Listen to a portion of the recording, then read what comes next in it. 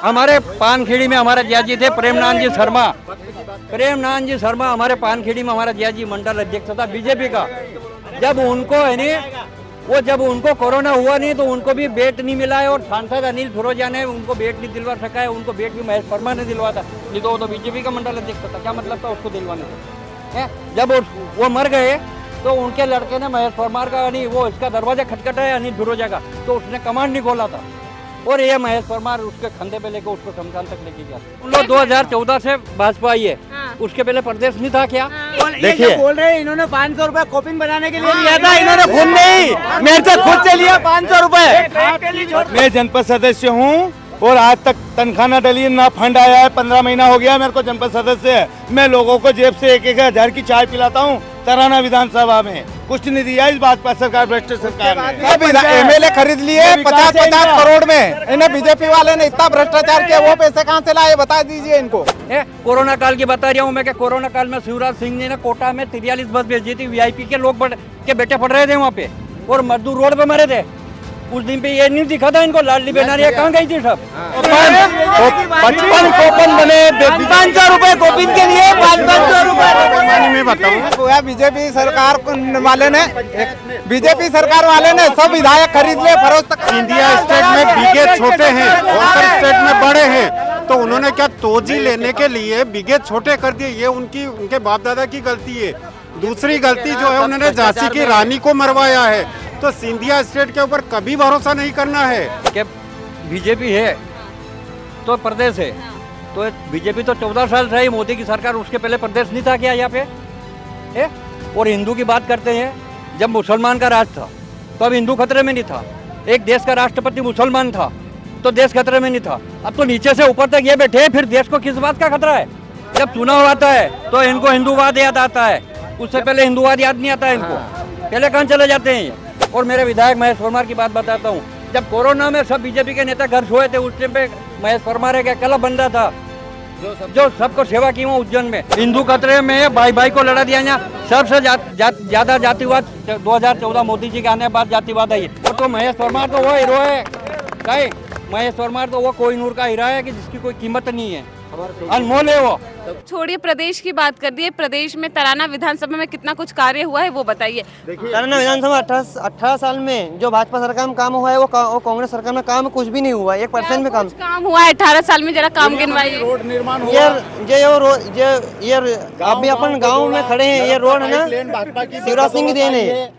शिवराज सिंह ने हर एक काम हर बरसात में आप कहाँ भी चले जाओ। महेश परमार का एक पहले कांग्रेस राज में नहीं जा सकते थे आप। पहले थी हाँ इन्होंने पीएम आवास दी, सीएम आवास दी, इन्होंने सब कुछ दिया। इन्होंने वो योजना पहले थी तो कांग्रेस ने दी है योजना, वो योजना को उसी योजना को चला रहे हैं ये लोग।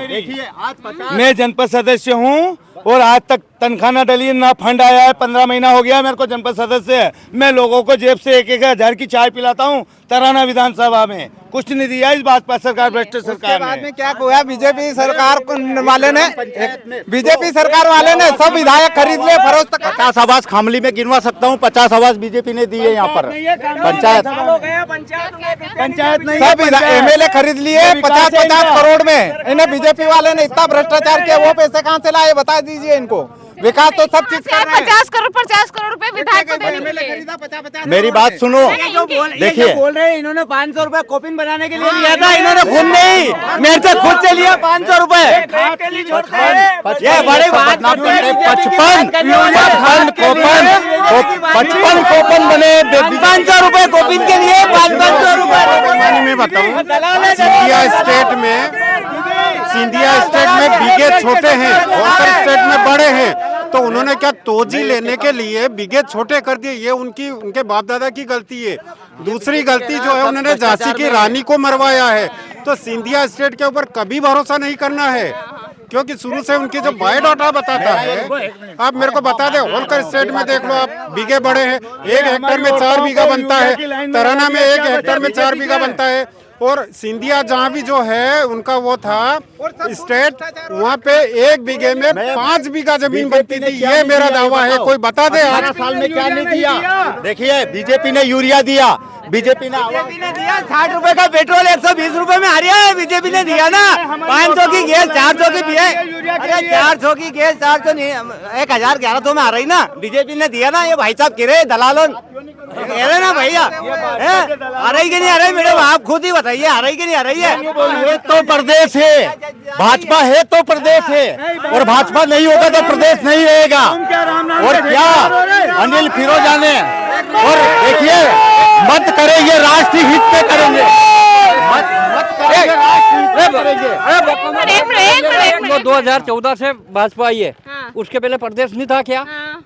प्रदेश तो यहीं पे था क्या? क्या मेरी बात सुन लो। अरे बको मत दिया साहब, मुझे एक अच्छे से बात करो। अरे बोलो तो मत, 1 मिनट शांति से बात कर लो, मेरी बात सुन लो। चलिए क्या कह रहे थे आप? मैं ये कह रहा था कि जब ये बोल रहे हैं कि बीजेपी है हाँ। तो प्रदेश है, हाँ। तो बीजेपी तो 14 साल रही मोदी की सरकार, उसके पहले प्रदेश नहीं था क्या यहाँ पे? है? और हिंदू की बात करते हैं, जब मुसलमान का राज था तो अब हिंदू खतरे में नहीं था। एक देश का राष्ट्रपति मुसलमान था तो देश खतरे में नहीं था। अब तो नीचे से ऊपर तक ये बैठे हैं, फिर देश को किस बात का खतरा है? पहले इनसे ये तो जवाब बताओ आप।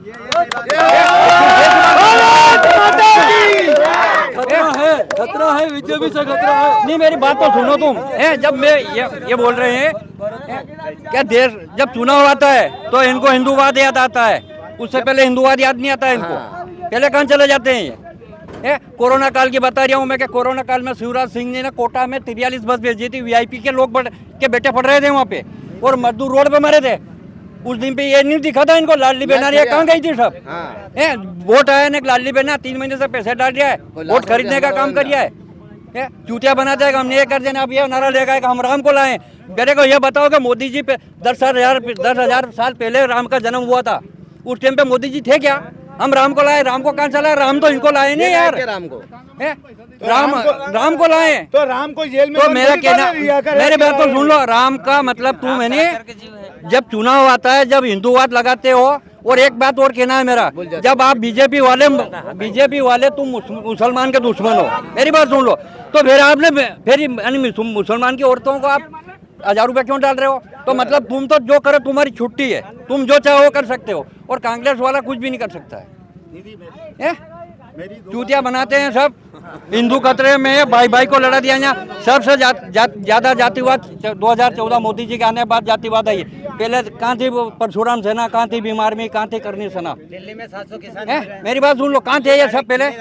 और जब मोदी जी के आने के बाद ही सब हुआ। परशुराम सेना भी पैदा, मैं ब्राह्मण हूँ, ब्राह्मणों ने परशुराम सेना बना ली, राजपूतों ने करनी सेना बना ली, और बाकी ने भीम आर्मी बना ली। उसके पहले तो जातिवाद नहीं था इस हिंदुस्तान में। क्या गए सब ये चूतिया बनाते, धर्म के नाम पे वोट ले लेके लोगों को उल्लू बना रहे हैं ये। और मेरे विधायक महेश परमार की बात बताता हूँ, जब कोरोना में सब बीजेपी के नेता घर सोए थे, उस टाइम पे महेश परमार एक अकेला बंदा था जो सबको सेवा की वहाँ उज्जैन में। मैं तो इतना बड़ा नेता भी नहीं हूँ, लेकिन फिर भी उसका रात में 8 या 9 बजे डेली फोन आता था कि पटेल साहब आपके गांव में अगर किसी को तकलीफ हो तो फोन लगाना, मैं यहीं खड़ा हूँ। हमारे एक मिनट हमारे पानखेड़ी में हमारे जियाजी थे प्रेमनाथ जी शर्मा हमारे पानखेड़ी में हमारा जियाजी मंडल अध्यक्ष था बीजेपी का। जब उनको कोरोना हुआ नहीं तो उनको भी बेट नहीं मिला है, और सांसद अनिल फिरोजा ने उनको बेट नहीं दिलवा सका है। उनको बेट भी महेश परमार ने दिलवा था, नहीं तो वो तो बीजेपी का मंडल अध्यक्ष था। क्या मतलब था उसको दिलवाने से?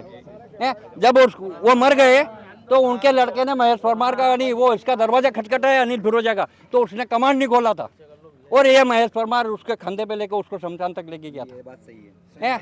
वो तो महेश परमार तो वो हीरो है, क्या महेश परमार तो वो कोहिनूर का हीरा है कि जिसकी कोई कीमत नहीं है, अनमोल है वो।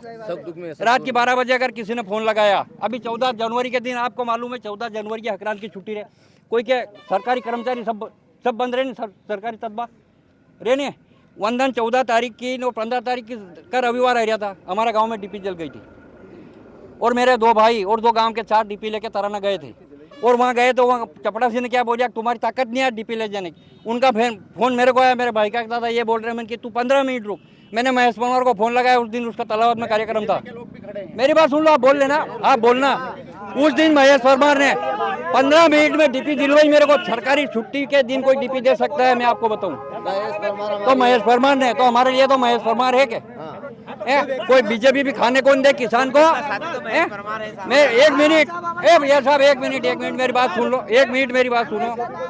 जब ये बोल रहे हैं, मैं आपसे ये बोलूं कि 2014 के पहले सोयाबीन हमने 5000 बेची, आज भी वही भाव। नहीं बात सुनो सही, 5000 सोयाबीन बेची, तेल आपने 60 रुपए किलो खाया, आज तेल 150 रुपए किलो है, सोयाबीन 3500 है। तो इस हिसाब से हमारी सोयाबीन 10,000 बिकनी थी नहीं, अभी 3500 बिकी नहीं।